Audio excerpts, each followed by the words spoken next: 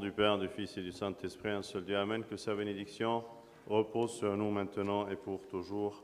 Amen. Nous sommes en fin de l'année copte, c'est le 4e dimanche du mois de Mesra, et en cette période, les lectures se focalisent sur la fin du monde. Et aujourd'hui, on a entendu ensemble les disciples du Seigneur, Pierre, Jacques, Jean et André, qui étaient assis avec lui ont posé une question que d'ailleurs nous tous on se pose. Ils lui ont dit quand cela arrivera-t-il et quel signe connaîtra-t-on que toutes ces choses vont s'accomplir? Quand ça va venir, la fin du monde? Et quels sont les signes qui vont nous faire comprendre que l'événement, il est proche? Le Seigneur a répondu, mais différemment. Il a répondu avec la bonne réponse.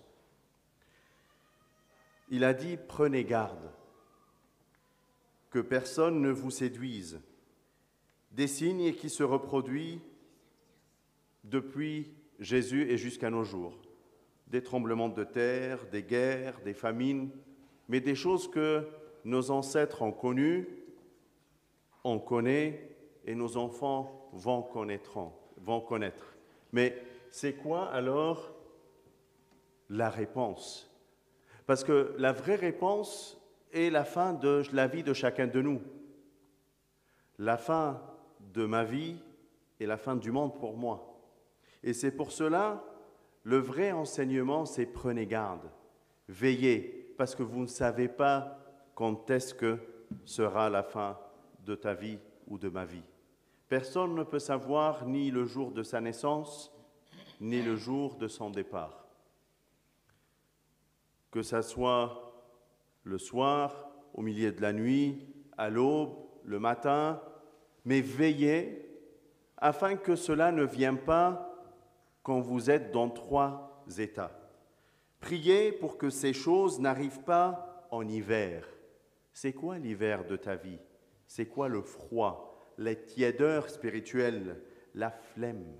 Prie afin que ce jour-là ne vienne pas pendant que tu es dans ta flemme. Tu n'as pas envie de prier, tu n'as pas envie de lui parler, tu n'as pas envie. Tu es dans cette tiédeur et dans cette flemme, loin de la chaleur du Seigneur, loin de la chaleur de ta foi. La première chose que le Seigneur nous invite à veiller dans notre vie, c'est qu'on ne soit pas dans la flemme spirituelle. Priez pour que ça ne vienne pas le jour du sabbat. On trouve le même texte dans l'Évangile selon saint Matthieu, et dans ce texte, il dit « Priez pour que ça ne soit pas ni en hiver, ni un sabbat ». C'est quoi le sabbat que le Seigneur a toujours enseigné?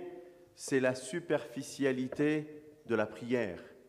C'est qu'on soit attaché au sabbat plus qu'attaché au Seigneur, qu'on est au service de la maison de Dieu et non pas au service du Dieu de la maison. Ça change tout, que tu sois au service de Dieu dans sa maison, c'est pas la même chose que tu es au service de la maison de Dieu. Que tu es attaché à la superficialité de ta foi et que tu es satisfait de cela, c'est rien à voir par rapport à rentrer dans les profondeurs de la prière, de comprendre qu'est-ce que tu es en train de dire, de savoir les intentions du Seigneur dans ta vie, sa volonté pour toi, que tu connais la vérité, que tu aies cette relation chaude et réelle avec lui. Et le 3e point, c'est malheur aux femmes qui seront enceintes et à celles qui allaitent ce jour-là. Ce n'est pas forcément le fait qu'elles soient enceintes ou qu'elles allaitent, mais c'est le fait de la lourdeur que tu peux avoir quand tu es attaché et accroché à toutes les préoccupations du monde.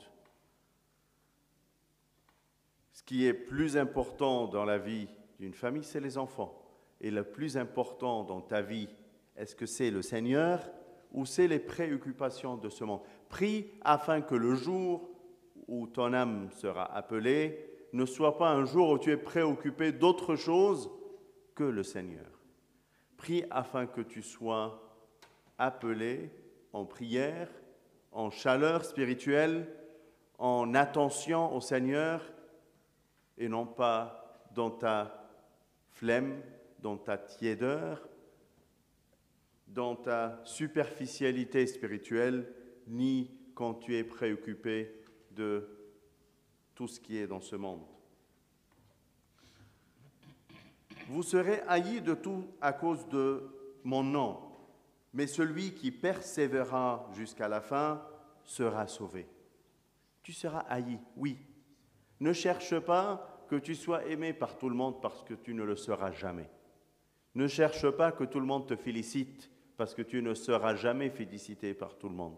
Ne cherche pas à satisfaire au monde, mais cherche plutôt à satisfaire à Dieu. C'est ça l'enseignement de la fin du monde. Pour ce qui est du jour ou de l'heure, personne ne le sait, ni les anges dans le ciel, ni le Fils, mais le Père. Ne cherche pas à le savoir parce que personne ne le saura. Même les anges du ciel ne le connaissent pas. Même, il parle de lui-même dans la chair, dans son incarnation, dans la faiblesse de la chair, tu ne le sauras jamais. Mais plutôt, veille, parce que tu ne sais pas quand est-ce que ce jour interviendra. On a vécu et on est en train encore de vivre le virus, le coronavirus, et on voit des gens qui partent dans tous les âges, des jeunes comme des adultes, comme des vieux. On ne connaîtra jamais à quel moment ni à quel instant cela interviendra. Que ce soit à cause d'une épidémie, d'une guerre, d'un tremblement de terre, les événements que le Seigneur a cités, c'est des événements qui font appeler l'âme de la personne. C'est des événements qui nous mènent à la fin de notre vie, pas forcément la fin du monde qui interviendra un jour à un autre, qu'on connaîtra ni l'un ni l'autre. Même si on cherche, même s'ils font des recherches archéologiques pour savoir quand est-ce que cette planète ne tiendra plus la route, quand est-ce que l'ozone va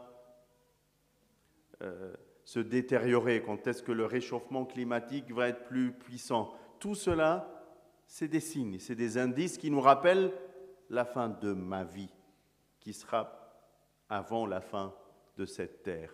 Si tu cherches la fin, cherche à veiller. Quand tu es dans un funérail où tu participes à donner des condoléances à quelqu'un d'autre, peut-être tu réfléchis ou tu vois la fin de la vie d'une personne. Probablement tu vas réfléchir à la fin de ta vie. Mais à un petit moment, on oublie. On oublie facilement et rapidement qu'on n'est qu'un petit vapeur d'eau qui disparaîtra un jour.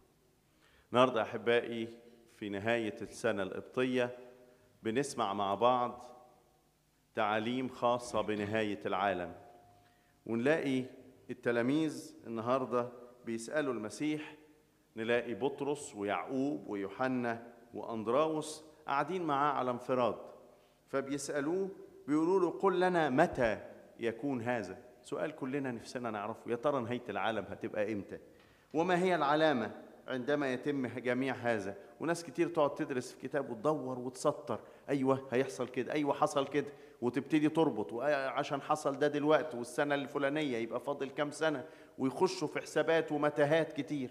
هل المسيح عطى اجابه؟ كانت اجابته جميله جدا اسهروا لئلا يضلكم احد. خليك واعي ما تعرفش هيجي امتى مساء نصف الليل صباح أم صياح الديك. مش بيتكلم عن نهاية الأرض أو نهاية هذا الكون اللي عايشين جواه بس بيتكلم عن نهاية حياة كل واحد مننا لأن بنهاية حياتك بتنتهي علاقتك بهذا العالم فبينتهي العالم بالنسبة لك. حتى لو قال هتشوف مثلا أخبار حروب أو مجاعات أو أوبئة. طب ما دي حاجات حصلت وبتحصل وهتحصل، بس اتسببت في إيه؟ اتسببت إن في ناس كتير مشيت. شفنا وإحنا بنعيش وباء الكورونا، ناس كتير مشيت عن العالم، يعني شباب صغيرين، ناس كبيرة، ناس كبار في السن، أعمار مختلفة وبأسباب كتيرة. غير هذا الوباء ناس كتير مشيت. فما حدش يقدر يقول سنة لسه بدري، لما هكبر، طب السنة الجاية، طب أصل بعدين هشوف، لما أصل مشغول أنا دلوقتي ورايا حاجات، هبقى أجي الكنيسة بعدين، هنصلي فيما بعد. تأجل كتير. وهل أنت حاسب حساباتك؟ عارف مين يقدر يعرف يوم ميلاده أو يقدر يعرف يوم وفاته؟ محدش يقدر يعرف.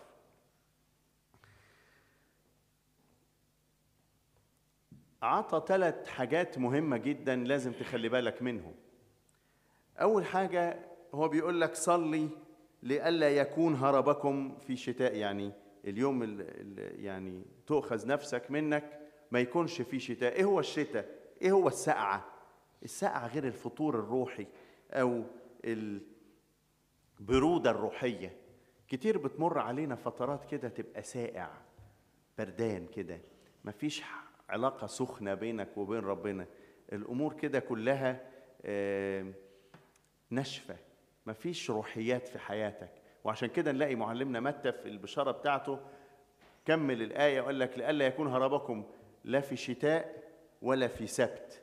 إيه حكاية السبت؟ المسيح دايما كان بيعلم إن كان شايف اليهود مرتبطين بالسبت أكتر من مرتبطين برب السبت. زي ما كده تبقى في فرق ما بين إنك تخدم في بيت ربنا بس ما تكونش بتخدم رب البيت. فرق كبير جدا بين انك تهتم ببيت ربنا عما تهتم برب البيت، تدور على اللي يفرح قلبه، تدور على اللي يعني بتخدم عشان خلاص نفسك انت، علشان تاخد انت البركة، علشان يبقى في حياتك عشرة وعلاقة، وتدور وتتأمل وتشكل وتكون في ذهنك صورة ربنا الحقيقية، يبقى ليك عمق معرفته. ما تبقاش كده متعمق بس في السطحيات. انا بصلي وبعمل كذا وباجي الكنيسه، وطب ذهنك فين؟ حاضر في صلاتك، حاضر في كلامك، حاضر في عشرتك مع ربنا، ولا هي عادات مثلا دخلت حياتك من الطفوله وكبرت جواها وانت مش مدرك انت بتعمل ايه؟ عشان كده صلي علشان ربنا يوم ما يناديلك ما تكونش كده في فتور أو في سطحية، ولكن تكون في عمق معرفته. وقال برضك 3 حاجة: ويل للحبالة والمرضعات في هذا اليوم. المشكلة مش في الحمل والرضاعة والكلام ده، لكن المشكلة الحقيقية في ثقل اهتمامك بالأرضيات، إنك تبقى مشغول. تلاقي الأسرة كده كل اهتمامها بالطفل المولود، شيء طبيعي. فعطى ده كمثل للتعلق بالأشياء المادية في حياتك. فصلي عشان ما تكونش في الوقت ده مشغول بهموم العالم، مشغول كده ومطول كده ومش دريان ومش واخد بالك انت مهتم بحياتك الأبدية ولا لأ. هل حياتك الأبدية هدف في حياتك؟ هل انت بتعيش عشان تجهز نفسك لليوم ده، ولا ده حاجة بننساها؟ كتير لما نحضر مثلا حد من أحبائنا يكون ترك العالم نفكر كده ونراجع أنفسنا ونخش في الموضوع ونفكر ونبقى متأثرين جدا بفراق هذا الشخص أو لكن بعد شوية تنتهي الأمور وننسى بسرعة. أو تقول مثلا طب ما أنا لو عملت كده ما أنا مش ههتم وفي ناس هتكرهني يقول لك وتكونون مبغضين من الجميع من أجل اسمي. ما تدورش إنك ترضي الناس، ما تتهش في رضا فلان ورضا فلان ويبقى سقف كده طموحاتك في رضا الناس عالي جدا، لأنك عمرك ما هتعرف ترضي حد. مهما عملت هتنتقد وهتلام وهيتعاب عليك فمهما رضيت الناس عمرك ما هتعرف تكسب رضا الناس. لكن طول ما تدور على الفرح قلب ربنا بتصر قلب ربنا بأقل الأشياء، بأقل الاهتمامات، بأقل التفكير، ربنا بيبقى فرحان جدا. ما أيسر إنك تصر قلب ربنا وما أصعب إنك ترضي قلوب الناس. لكن الذي يصبر إلى المنتهى فهذا يحدث. عايزين صبر، عايزين طول أناه، عايزين ما تكتفيش، عايزين انك تلهج بكلام ربنا، تلهج نهارا وليلا، يبقى حاجه كده مشغول بيها، زي ما داود كده قال لك اما انا فصلاه، حياتك كلها على بعض كده صلاه، مش وقت صلاه بس في حياتك، لا، يبقى انت كلك على بعضك كده بتسر قلب ربنا. لان ذلك اليوم وتلك الساعه لا يعلم منهم احد ولا الملائكه في السماء ولا الابن الا الان. يعني ما تدورش على حد يكون عارف او هيقول لك او هيدلك على اليوم بتاع نهايه الحياه، مش هتقدر تعرف، لا الملائكه تقدر تعرف ولا حتى الابن في الجسد او في ضعف الجسد حد يقدر يعرف او يدرك امتى هتؤخذ نفسه منه. احيانا بعض القديسين لاجل يعني القامه الروحيه اللي وصولها ومن اجل الرساله اللي المفروض يوصلوها في نهايه ايامهم على الارض عرفوا قبلها بشويه صغيرين، لكن مش دي القاعده ومش ده اللي هيحصل معايا ولا معاك. فبالتالي اسهروا لئلا يكون هربكم في شتاء ولا في سبت ولا في اهتمامك بالارضيات، لكن ليكون يا رب لينا رجاء ان احنا بنتمتع بيك، بنعيش معاك على الارض، نفرح بيك في السماء، له كل مجد وكرامه من الان الى الابد. امين.